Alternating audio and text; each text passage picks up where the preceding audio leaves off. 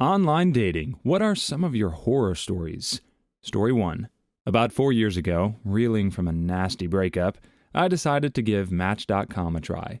A couple weeks after signing up, I received a message from a guy named Justin. He was cute and just my type, and we set up a date. We got along really well in person and ended up going on a couple more dates. It seemed like everything was going well. Justin lived in Fullerton, and it was my turn to drive to him for a date. We headed over to Dave & Buster's and had a great time playing air hockey and Dance Dance Revolution. Then we decided to head back to his place to watch a movie. We'd kissed a couple of times, and Justin was an excellent kisser. I was looking forward to cuddling and more kissing. But first we decided to make a stop at 7-Eleven for some munchies. We gathered a couple of sodas and some candy and took them up to the register. $6.66, said the cashier as I pulled out my wallet to pay. Justin gasped loudly. "We can't possibly leave the total at $6.66, he exclaimed. "That's the mark of the devil." I just laughed. Justin got a very serious look on his face. "If we leave the total like that, we're going to get in a car accident on the way home and we won't survive." At this point, I felt he was being ridiculous. "Fine, grab something else if it bothers you that much." He threw a York peppermint patty on the counter and was satisfied when the total became $7.42. And we headed back to his place. After picking out a movie, we grabbed our bag of snacks and plopped down on his bed. I proceeded to take off my shoes and get comfortable. But Justin gasped again. "Oh my God," he said.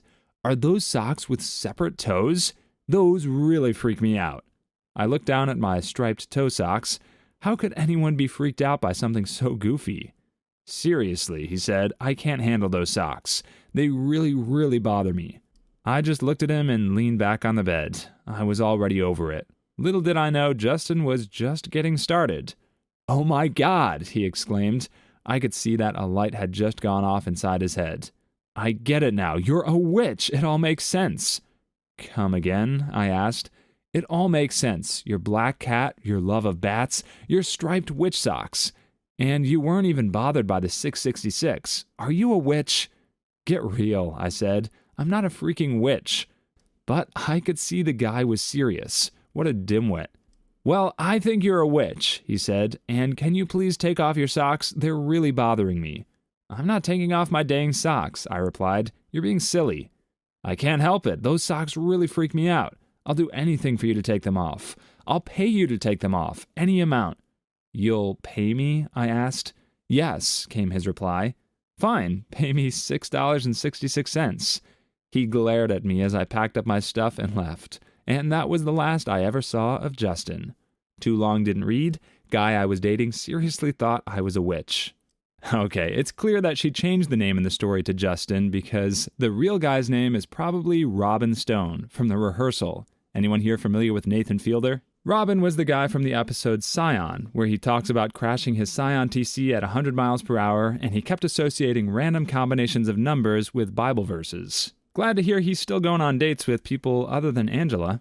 Story 2. Not the worst, but the most entertaining. I created a profile on OkCupid. Some random girl messaged me. She was pretty strange, and pretty open about being pretty strange. Most people on their first few dates show the best side of themselves. Not her. Fun stories included gems such as how she lost her virginity at 15 to a hobo who would hop trains in her town, and how said hobo was smuggled into her basement to live there off and on until her father finally found out. Apparently her dad wasn't around much, or didn't use the basement. The other stories were also weird. I didn't really feel like what she was sharing was any of my business, but I didn't want to be impolite. At the end of the date, she wanted to hook up, but I needed to know we couldn't be exclusive. The conversation ran itself. I'd never suggested we sleep together, asked to be exclusive, or indicated I was interested in sleeping with her to begin with. Really, she just wasn't my type. I wanted to end it with a hug. When I said something like, "Hey, it was great to get to know you, but I don't want to have relations with you," she started talking about how that was okay, but she was only doing oral if I reciprocated. So then I clarified I only wanted a hug, and I'm definitely a hug reciprocated. Getting her to understand in gentle terms that I wasn't interested in anything intimate with her took a good 10 minutes. I said we weren't a good match, wished her the best in the dating world, and moved on. Next week, I had a 10-hour hike I had to take for my field biology class I'd put off until literally the last weekend of the semester. We were supposed to be taking 1-hour walks a week for 10 weeks and keeping detailed journal notes. Instead, I took one really long hike for my 10 entries, got rained on, and by the end of that, I felt tired as heck. I called up my lab partner. "Hey, what's up? Sorry I didn't call sooner. I was on this ridiculous hike." Then I talked for about 5 minutes about the details of what I'd seen, etc. Our connection was kinda crappy. At some point she asks, what do you want?" "Duh, to talk with you. Why else would I be calling?" This conversation went on for about 10 minutes before I realized I'd dialed the wrong Amanda, that I was talking with last week's date rather than my lab buddy. It was so awkward. I can't really put it into words. When I finally realized what my tired, wet, dumb butt had done, I asked her a few questions, played it off, wished her the best again, and hung up, and deleted her number from my phone. Honestly, I'm surprised he was even able to have a coherent enough conversation like the one he had after a 10-hour hike. That is no joke. I personally love doing full-day hikes, especially at national parks. But after a full day of walking and hiking and climbing up rocks and such, I just want to go straight to dinner, eat a burger, drink a beer, and then plop straight in my bed. Story 3. Some people may have heard this before, but oh well. So I'm new to the gay dating scene and tried out OkCupid. This one guy messaged me asking me very probing questions about the state of my teeth and specifically how I take care of them. He said he was a dental student, but stuff like, "How many cavities do you have?" and "Please specify the location of each cavity." I answered him because I was bored with nothing else to do. He then asked to talk to me on the phone instead, since he hates texting and typing. He said he likes to call daily and talk for at least an hour. So far, this guy has a bad vibe about him. His profile had no picture or age, but I was very oblivious to the worst outcome if I agreed to meet up with him. He was very persistent in meeting up, and I agreed since I give in easily to peer pressure. So we went to get pizza in the city. When I walked out of my car, this fat, old, ugly man greeted me. He had to be in his 40s, wore baggy clothes, and was bald with a baseball cap. My intention on OkCupid was just to make friends, since I'm new to it all and wanted to go slowly. He was talking about how we'll have a great time in bed, and how wild he was. He said we'd do it daily, multiple times a day. I asked him why he wore a hat, and when he removed it, there was a huge lump on top of his head. He said it was a cyst, and he was too scared to get it removed, but it looked like a horn. While eating, he would not stop talking about what he was going to do to me, and it creeped me out so much. After dinner, he had to drive me back to my car since I didn't know where to park. He wanted to inspect my teeth before I left. I said no thanks, but he firmly insisted in a way I couldn't refuse. He put on some purple gloves, a headband lamp, and took out a belt of tools out of his glove box. I thought this is where I was going to meet my end. He used all the tools and took pictures of my teeth so he could use them as an example in class. Before I left for real, he asked if we could make out. I made up the fact that I had a boyfriend, but he said our relationship would be much better since he's experienced. I just ran to my car and dashed away as fast as I could. He was full of himself and was 42, while I was a timid 20-year-old guy. From now on, I demand a face pic before talking, and I'm cautious. Yeah, be extra careful with those dentists. There's always something a little off about them. And I say that coming from a place of love because my best friend is a dentist. But you know, back in the day, dentists were also barbers and surgeons. I always think of Dr. Barber from The Misadventures of Flapjack. Surgery. Definitely wouldn't want to go on a date with someone like Dr. Barber. You might wake up the next morning missing a kidney. Story 4. I only had one negative experience through online dating. I was typically an OkCupid user due to the casual feeling of the website, but I once checked out another website, WebDate, to see what other dating sites were like. I was quickly contacted by a young blonde who seemed to be right up my alley, sent a few messages back and forth, and finally set something up, meeting for coffee followed by a movie. Her idea, but a big first date no-no, at a local mall I was working at after my shift. I hadn't even noticed her walking right up to me. That's how not like her photos she looked. She was much shorter, chubbier, and had a ton of eye makeup caked on. Her nose looked like it may have been broken and poorly set. Really, I just had zero attraction to her. She immediately gave me an overly familiar hug and said, "Holy crap, you're hot." I basically spent the entire time at the coffee shop attempting to conceal my disappointment. But I've been on some lackluster dates before. Just put your head down, get through it, and move on. So we move on to the movie, and it's bad. So she starts with the wandering hand routine, and I'm giving her no positive signs whatsoever. She just keeps trying. She eventually starts moving her hand from my knee to my inner thigh, and I finally rebuke her. So the movie ends, and she asks for us to go to dinner. I claim to be short on cash to get out of it, but she says she'll pay since I've paid for everything thus far. I'm tired from a long shift peddling clothes to teens and trying to stay awake through America Haunting, so I can't come up with anything else. We grab a burger and have small talk, mostly about her cat, which she's been talking about all night. Check comes and she grabs it, takes a glance, and slides it back to me. At this point, I just want to wrap this up and go, so I pay the check and drive her back to her car. I pull in and give her the awkward hug and, well, see you later. And she says, "Hold on, I was going to ask if you wanted to come back to my place." "I don't think that's a good idea," was all I said. And boom, waterworks. She basically sits in my passenger seat, bawls her eyes out, and sobs in broken, incoherent sentences for the next half hour. About how into me she is, about how no guy ever wants her, about everything. I end up convincing her that I will totally call her, pinky swear, and she gets out. I take off and never speak to her again. Story 5. Well, I wouldn't call this a horror story, but it was pretty ridiculous. So I had been talking to this guy, Kay, over OkCupid. He seemed pretty lovey and kind of cute, despite being a massive hipster, clear giant glasses and all. He lived about 2 hours from me and decided to take a trip to meet me. I wasn't opposed to it. When he got here, he looked nothing like his photos.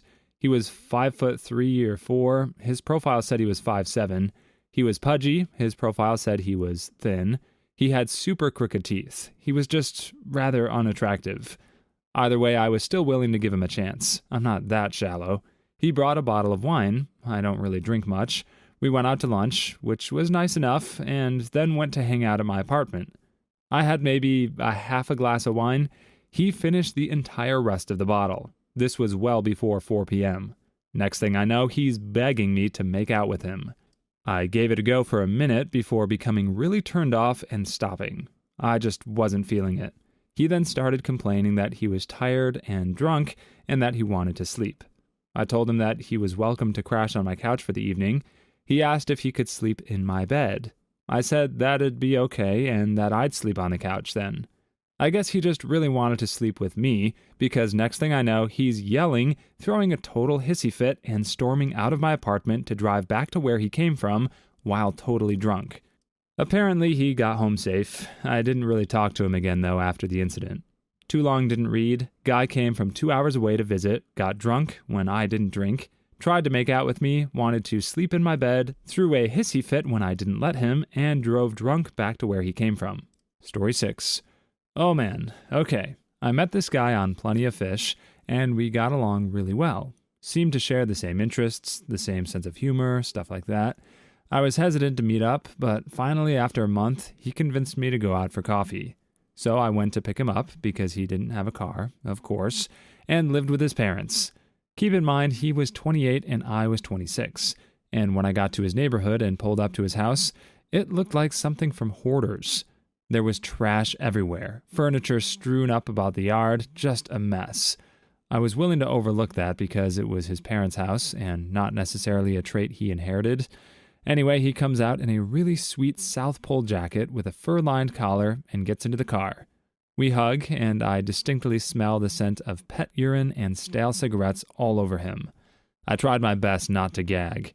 He smiled, and I noticed his teeth were all yellow, and he clearly hadn't bothered to even brush them. So we go to a coffee place, and he tries to hold my hand when we get out of the car, and I pull away. We talk for a few minutes, and then I tell him that I have to call work because I'm on call, blah, blah, blah. I decide to ditch, say I have to work, and drive him home. When I drop him off, he doesn't get out of the car right away and asks me to come in for a minute. But I can't come in the front door because he lives in the basement, so I have to climb down the storm cellar in the back. Heck no, must go. He still isn't getting out of the car, so I repeat that I really need to go, and I can tell if I look at him, he's going to try to kiss me. By the way, he's made his way practically onto my lap. He then begins rubbing my arm and telling me how pretty I am. I avoid eye contact and tell him straight up to get out of the car. He huffs and slams the door, making his way back into his basement. He called me a lot afterwards, but I never responded. Please like and subscribe if you've made it this far. I hope you'll enjoy the rest of this video and have a wonderful day. Story 7. There are a few stories I'd love to tell that unfortunately involve my online friends, but here's one that doesn't. Went on a date with a Navy boy. He seemed smart and sweet online. He picks me up in this incredibly ostentatious yellow Camaro, which I have the sneaking suspicion he borrowed, as it was a stick and dude was having a hell of a time driving it. We decide to go walk on the boardwalk for a while, so he pulls into a parking garage. In his attempt to park the car, he completely sideswipes the car next to us, leaving yellow paint all across their car. He didn't even act like anything happened. So I said, I think you may have hit the car next to us. He gets out, looks at it, then climbs back in and goes, I guess we should park somewhere else, and peels out before I could even say anything. Fast forward, the date is going poorly, as a hit and run is never a good start, and it's miserably hot out, so we decide to see a movie. It happened to be Shrek the Final Chapter, a kid's movie. He has his feet on the seats in front of us, which is no big deal, until a dad holding his toddler daughter comes in, and the only seats still open are the ones in front of us. The dad goes to sit down. Navy boy doesn't move his feet. In fact, he even moves his feet forward a bit so that he hits the dad in the head. The dad looks back at us, and then the Navy boy sighs heavily, takes his feet down, looks at me, and goes, My feet were there first. After the movie, he asked if I wanted to go to dinner. I said no. He dropped me off. I'm surprised he didn't drop the transmission as well. And asked when he could see me again. He had a great time. Married 5 years now. Just kidding. I took mental note of his license plates and called the parking garage. Did not see him again. Actually, I don't think he necessarily went wrong at the hit and run. I think where he messed this date up was when he took her to see Shrek the Final Chapter. Everybody knows that the quality of Shrek movies has steeply declined after the second movie. We can only hope for the best for the upcoming Shrek 5, but a safer bet would have been Kung Fu Panda. That trilogy is rock solid. Also can't wait for Kung Fu Panda 4. Story 8. I made an OkCupid account and almost immediately regretted it. It was interesting, but too time-consuming, and frankly, most of the people were surprisingly off.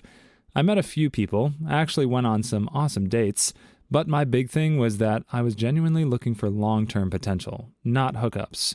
So this usually led to a hug and an awkward goodbye when my date realized he wasn't getting any. Anyhow, this one guy messaged me and seemed incredibly awesome.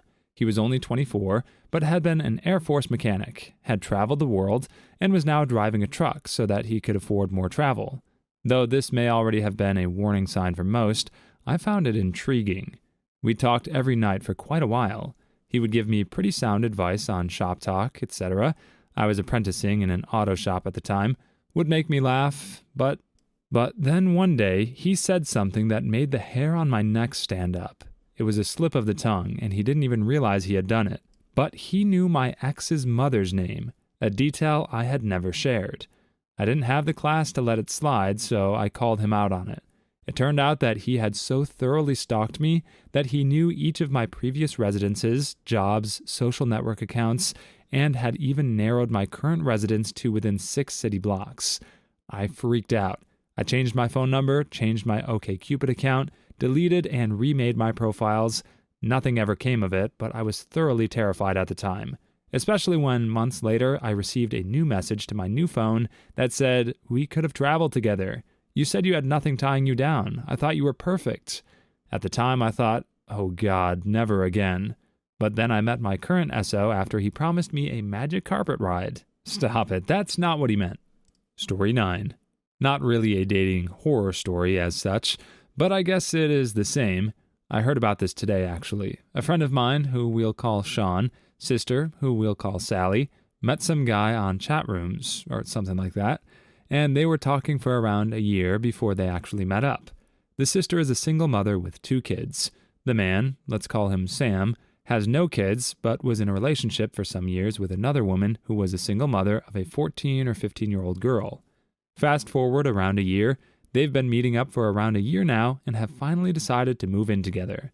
By pure chance, he gets mentioned in conversation to one of her brother's friends, and they recognize the name. They confirm that it's him, and it turns out he was convicted of doing explicit things with his previous girlfriend's daughter, and he was placed on the offenders list for 6 years. He freely admits this to his current girlfriend, but says that he met her in a nightclub, and she told him she was 18. To Sally, this story didn't seem to put her mind at ease. Sally had a cousin who's a CID officer. Sally got the cousin to look into this for her, and the cousin informed a social worker of the current situation. The social worker visits Sally and tells her the full story, that he didn't pick a girl up in a nightclub, but it was the daughter of his ex-girlfriend that he slept with, so he knew her exact age beforehand. Apparently, she's kicked him out of the house, but I'm not really sure exactly what has happened since then. Story 10. Not mine, but my mother's story. My sister and I were in our tweens, early teens, and we had to chaperone a first blind date between my divorced mom and this guy. One of her coworkers from her office, the biology department of the local college, set her up. So we watched the movie E.T. the Extraterrestrial. Yes, the first time in theaters. I'm that old, sue me. Mr. Dork was visibly frustrated a couple of times as he tried to follow the action and occasionally let out a, "Why'd he do that?" to my mom, as if she had seen it before. Each time there was a new trick the alien learned, he'd ask, "How can you do that?" or "What the heck?" in the same voice, just a little louder. In the highest tension moments of the film, the alien is passing away. The government takes over the whole house, and they finally dial up some analysis and start yelling to each other, "He's got DNA! He's got DNA!" Mr. Dork has finally lost it. He stands up in the theater and yells, "What in the heck is DNA?" Okay, it was the 80s and not everyone works in the biology department, but man, it was not obscure stuff, even for kids who didn't grow up with biology textbooks everywhere. As we leave the theater, my twin sister explains what DNA is, and I explain what it stands for, and why that would be an important thing to know about aliens. We never heard from Mr. Dork again. Yeah, if this guy really was a dork, he would know what DNA is and what it stands for. Deoxyribonucleic acid, of course. What a blockhead. Story 11. Signed up on a dating site, did the whole personality test, and got matched up with a female, 99% match it said. So I started IMing her, and we trade phone numbers, and then when we're going on a date, it turns out she has given me the wrong number, one number off, so I can't reach her, and I have no real idea how she looks. Her photo was old. So I just start asking random girls there if she's the one I'm supposed to meet. No luck. Then when I get back to my apartment, I wait a few hours, and when she logs on, she's not happy with me standing her up. But then I explained to her that she gave me the wrong phone number and that she could have called me, but apparently she had also noted down my number wrong as well. Next date is scheduled, and the right phone numbers are given. When I get on the tram to go meet her for the first time, my phone battery dies. Oh, crap. I rush back home and plug in the charger and phone her. She hadn't left yet and agreed that we were now even, because she screwed up the first time. We then meet 30 minutes later at an Italian place and eat pizza. We've been together over 3 years now, and she's given me a son. Story 12. Met a girl on OkCupid and had some nice conversations online with her, and she seemed really nice and cool. We scheduled a night to meet at a bar. When I show up, I see a girl who looks kind of like the girl who I saw in the profile pictures, only her hair was blonde instead of brown, and she was pretty overweight. I tried to make eye contact as she was with 4 other people at a table, and she ignored me. I assumed she was somebody else, and continued waiting while I sipped on a beer. She finally comes over and introduces herself with a huge slur, she's totally wasted, and gets really angry at me for not approaching her to say hello, even though I didn't know it was her because she didn't look like her profile pics. I'm like, whatever, I just want a beer. So we have a couple of beers, and she's getting really tanked, more so than could have been caused by the beer she drank. and I found out that she was sipping 151 in the bathroom with two of her girlfriends. Both of her friends were succubi as well, and verbally explained how they thought I wasn't a real man.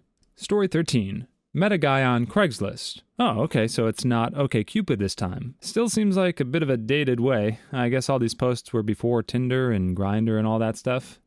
After talking to him on the phone for a few weeks, decided to meet up at his place for our first date. Turns out the second bedroom in his apartment is a shrine to his deceased grandparents. I figure since they raised him, it must be his way of remembering them, so I let it go. We date a few months, and it just so happens he demands we take showers and sleep nude every night so as not to contaminate the bed sheets. I got out of bed for a glass of water once and ended up getting yelled at for 30 minutes about how I brought germs from the living room into the bedroom. The whole relationship was like something out of the Twilight Zone. We broke up shortly after he demanded my mother sign a letter saying she will respect his wishes not to meet her and have it notarized. The scariest thing about this is that he's an NYPD officer. Not exactly who I want out there protecting the streets. So this dude's got a shrine of his deceased grandparents, like Helga from Hey Arnold's, and you didn't decide to leave right then and there? I think that was already a sign of the weirdness that was to come. Glad you got out eventually, though. Story 14. Met a woman for a date. There wasn't a lot of chemistry, but she worked two interesting jobs, and there were no real warning signs. For a second date, she invited me to this picnic campout thing where she didn't know the people very well. We talk about how most of her friends are guys, and most of mine are girls. She says she's bringing crew along. The crew turns out to be another guy and two dogs. I engage the guy. He's super friendly and nice. Spends his time fetching things for her, playing with children. We know some of the same people. After about 5 hours, I'm sitting alone with her and ask, "How long have you known Tim?" "Oh, I met him through OkCupid 3 months ago. He's going through a divorce and he's not sure if he's going to have his kids or not, and I don't want to date anyone with children." Story 15. I met up with a girl from, you guessed it, OkCupid, whose photo was nothing like her in real life, in a bad way. On the date, she spent about an hour telling me how she falls out with her friends all the time and generally being self-abused and uninteresting. I felt no connection or spark and was polite but said that I didn't want to see her again and made my excuses and left. 2 minutes after leaving, she texted me saying that she had never met anyone like me and thought we had something special. I politely replied and let her know I didn't want to see her again, and she kept texting, which I ignored as she wasn't getting the message. A couple of weeks later, she sent me a string of abusive messages. "Why are all guys the same? You should put on your CV that you're a donghead," etc., etc. All after one brief date. Man, hearing all these stories and the stuff that people have to go through just to try to find love is making me really glad that I never had to do the whole online dating thing. Lots of respect for those of you that do put in the work and go through online dating, but I can't say I'm entirely envious. Story 16. Not my story, so don't upvote me. Just thought that I would spread some laughs about an online dating horror story that I read on here a while back. The OP meets a girl on an online dating website. They chat online for a while, and she mentions that she is unbeatable at Scrabble. So he goes over to meet her, and she lives in a trailer. She is much heavier than in her picture. When he gets inside, there isn't anywhere for him to sit, and she doesn't have anything for him to drink. He proceeds to kick her butt at Scrabble twice, at which point he gets up to leave. As he's leaving, she starts crying and begging him to sleep with her. In his own words, "I did not." This is like the reverse of Norwegian Wood in a way. In both stories, he's got nowhere to sit, sat on her rug, biding his time, but in Norwegian Wood, he wants to sleep with her and is rejected, so he burns down her house. Please leave your stories in the comments. I'd love to make a video of them in the future. Also, don't forget to like and subscribe.